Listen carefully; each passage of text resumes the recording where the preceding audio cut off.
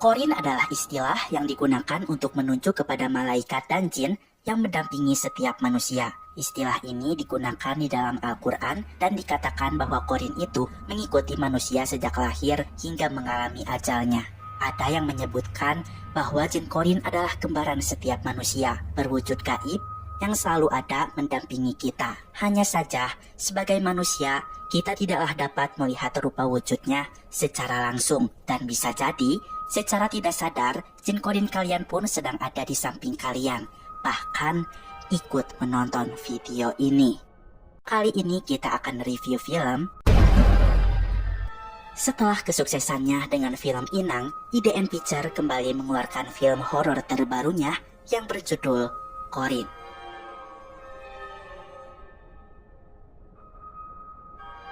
Film ini disutradarai oleh Kinanti Ronan, diproduseri oleh Susanti, ceritanya ditulis oleh Lele Laila, dan dinaungi oleh perusahaan rumah produksi IDN Pictures. Film ini diperankan oleh Agnini Haki, Zulfa Maharani, Omar Daniel, dan masih banyak lagi. Berdurasi 108 menit dan tayang perdana di bioskop pada tanggal 1 Desember 2022.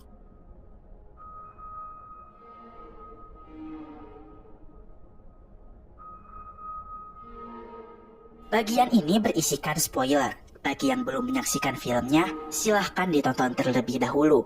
Dan jika sudah, silahkan kembali lagi ke channel ini dan mari kita ulas bersama cerita dari filmnya. Berlatarkan di sebuah pondok pesantren khusus perempuan, seorang santriwati bernama Zahra Qurratun Aini dikenal sebagai murid paling patuh, cerdas, dan teladan di pesantren tersebut. Oleh karenanya, dia menjadi murid kesayangan para guru. Zahra pun tak jarang ditunjuk sebagai ketua untuk mengarahkan teman-temannya dalam mengerjakan tugas. Suatu hari, pesantren ini kedatangan santriwati baru yang bernama Yolanda. Dia adalah seorang perempuan berandalan yang dipaksa ibunya masuk pesantren ini.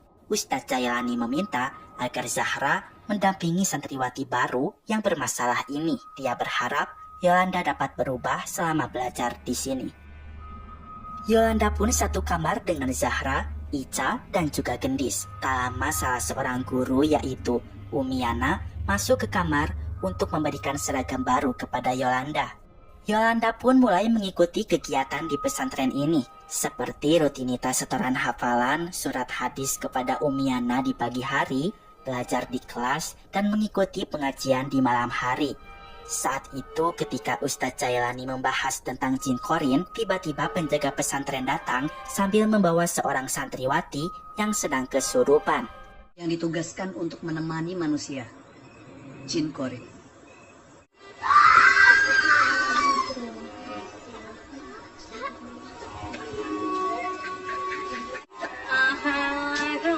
Waalaikumsalam.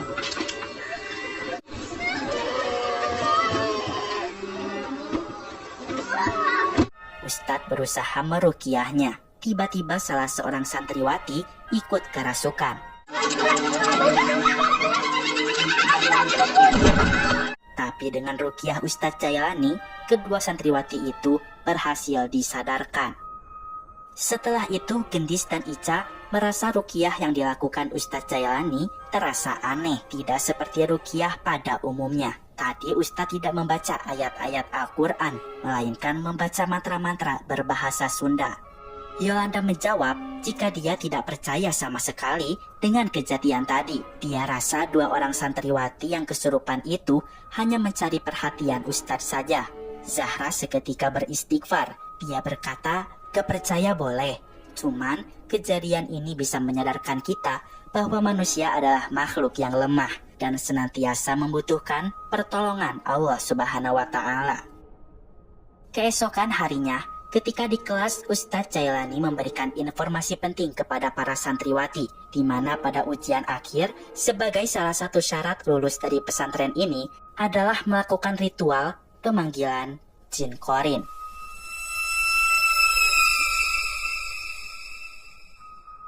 Di mana mereka harus memanggil jin Qorinnya masing-masing. Entah apa tujuannya, intinya ritual ini dilakukan agar santriwati belajar ikhlas melepas jin Qorin yang selama ini mendampinginya.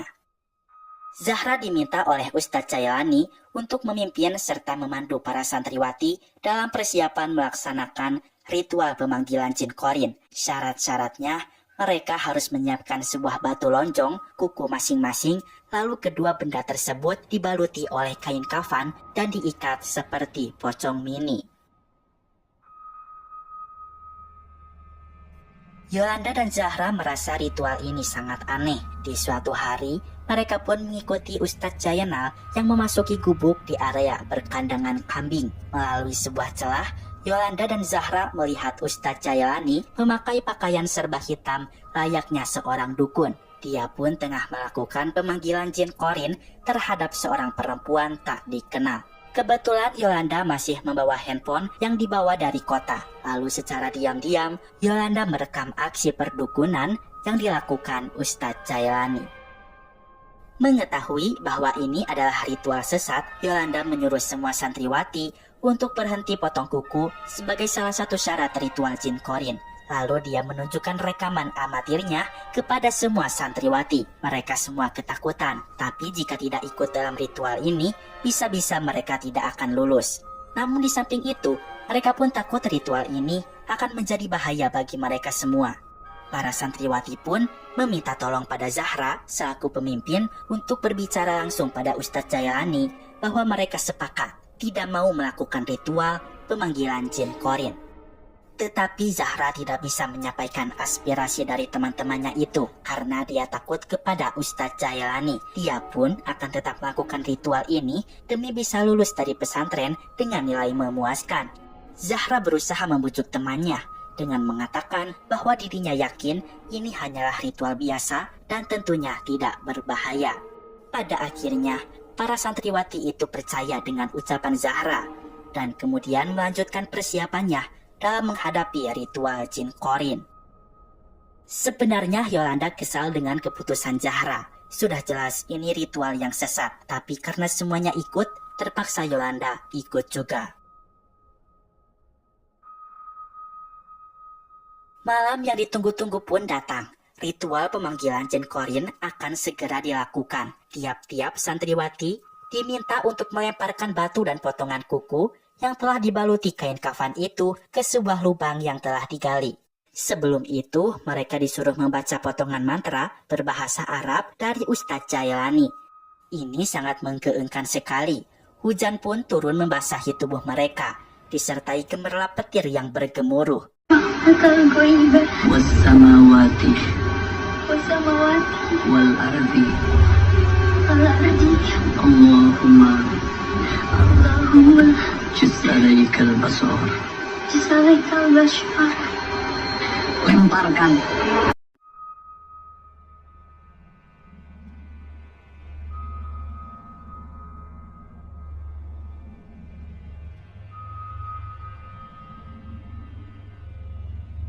Pada akhirnya, ritual itu pun telah mereka lakukan. Setelah ritual dilakukan, keadaan pesantren mulai tidak baik-baik saja. Banyak santriwati kesurupan karena serangan Qorinnya sendiri. Umiana yang tidak tega melihat anak-anak seperti ini meminta agar Jailani menghentikan semuanya. Kasihan anak-anak. Namun Jailani tidak mendengarnya. Ternyata tujuan Jailani melakukan ritual itu agar dia bisa mengendalikan semua para santriwati supaya patuh kepadanya. Karena di film ini, jin Qorin mampu mengendalikan manusia Slur. Jailani memanfaatkan situasi itu untuk kepuasan hawa nafsunya. Dia melecehkan para santriwati. Jailani semakin mudah melancarkan aksinya karena para santriwati tidak memberontak lagi. Ternyata sudah banyak santriwati yang dilecehkan oleh Ustadz Jailani. Bahkan Zahra pun termasuk korbannya. Maka dari itulah Zahra selalu takut jika berada di dekat Ustadz Jailani. Dia pun tidak bisa melawan karena tidak mau nilainya jelek. Zahra menyesal sudah patuh kepada Ustadz Jailani hingga menyebabkan teman-temannya jadi terancam bahaya. Selain itu, dia merasa malu karena orang akan menganggap bahwa lulusan pesantren itu pasti anaknya alim dan suci. Tapi kenyataannya, dia adalah wanita yang kotor. Hingga tibalah di puncak cerita, para jin korin menyerang dirinya masing-masing untuk menggeser posisi mereka.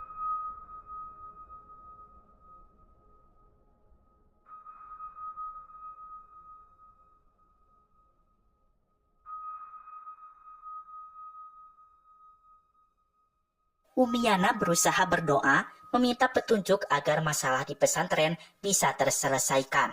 Dia pun melihat bayangan Kiai Mustafa, pemilik asli pesantren ini. Dia meyakinkan Yana jika Allah selalu ada bersama mereka dan Yana pasti bisa menyelesaikan masalah ini. Umiyana kemudian membawa air botol yang telah didoakan, lalu meruqyah satu persatu santriwati yang sedang diserang korinnya sendiri. Hal itu tidaklah cukup. Masih ada korin Ustadz Jailani yang siap menyerang mereka tanpa ampun. Tentunya mereka semua was-was karena Jailani bisa menyerang kapan saja dengan ilmu hitamnya. Apakah mereka semua bisa selamat dan keluar hidup-hidup dari pesantren itu? Temukan jawabannya di bioskop terdekat kalian. Assalamualaikum warahmatullahi wabarakatuh.